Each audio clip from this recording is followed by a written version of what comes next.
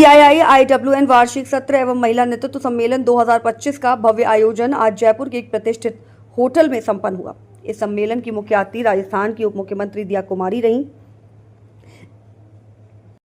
जिन्होंने सम्मेलन को संबोधित करते हुए महिला सशक्तिकरण, नेतृत्व और राष्ट्रीय सुरक्षा में महिलाओं की भूमिका पर विचार रखे। उन्होंने प्रधानमंत्री श्री नरेंद्र मोदी द्वारा शुरू की गई महिला कल्याण योजनाओं का उल्लेख करते हुए कहा कि आज महिलाएं अपने अपने क्षेत्र में प्रेरणा स्रोत बन रही हैं। बेटी बचाओ बेटी पढ़ाओ, उज्ज्वला योजना से लेकर संसद में 33% आरक्षण तक, ये सभी पहले महिलाओं को सशक्त और आत्मनिर्भर बनाने की दिशा में मील के पत्थर हैं।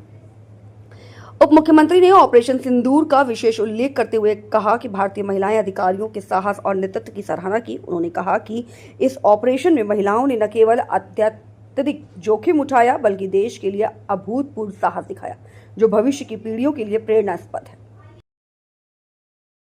और जिस तरह से एमपीज के डेलीगेशंस पूरे विश्व भर में गए हैं, ऑल पार्टी डेलीगेशंस, ये भी दिखाते हैं कि हम देश एक है, टेररिज्म के अगेंस्ट हम सब एक हैं। और आगे भी अगर इस तरह की एक्टिविटीज देश को होंगी तो बिल्कुल भी ये टॉलरेट नहीं होगी। Nobody will tolerate this kind of terrorism or any such activities in our nation. Ma'am, Rajasthan की इस धरती के लिए क्या कहना चाहेंगे, क्योंकि जब बालाकोट बिल्कुल उनका बहुत बहुत आभार भी करती हूँ। राजस्थान की धरती वीरों की धरती, चाहे वो प्राचीन राजस्थान की बात करें या आज के राजस्थान की बात करें, बहुत बड़ा आर्म फोर्सेस में राजस्थान का युवा है, अभी भी है, पहले भी था।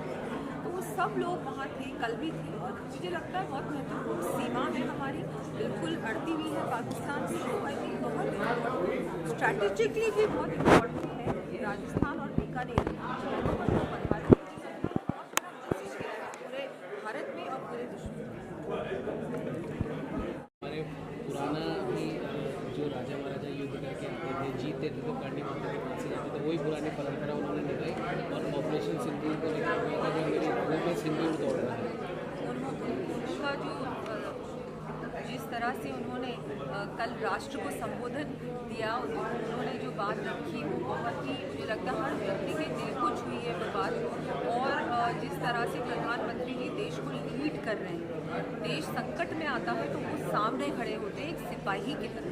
कल उन्होंने जो स्पीच दिया उसमें साफ साफ ये झलक रहा, दिख रहा। मेरे तो आंखों में आंसू आ गए वो जब उनका स्पीच चल रहा था। और ना केवल मेरे, आपने देखा होगा पूरे पंडाल में जिस तरह से हर व्यक्ति को उन्होंने छुआ, उनको टच किया, इमोशनली हर व्यक्ति जुड़ा उनके भाषण से, उनकी बात से। और ये केवल बात नहीं थी, उन्होंने करके दिखाया। चाहे ऑपरेशन सिंदूर हो, चाहे उससे पहले बालाकोट की बात हो, चाहे उरी की बात हो, कभी भी जब भी देश को संकट आता है तो प्रधानमंत्री जी और हमारी सरकार सामने खड़ी होती है और उस चैलेंज को पूरी तरह से एक्सेप्ट करती है और बहुत सक्सेसफुली उससे आगे बढ़ते हैं।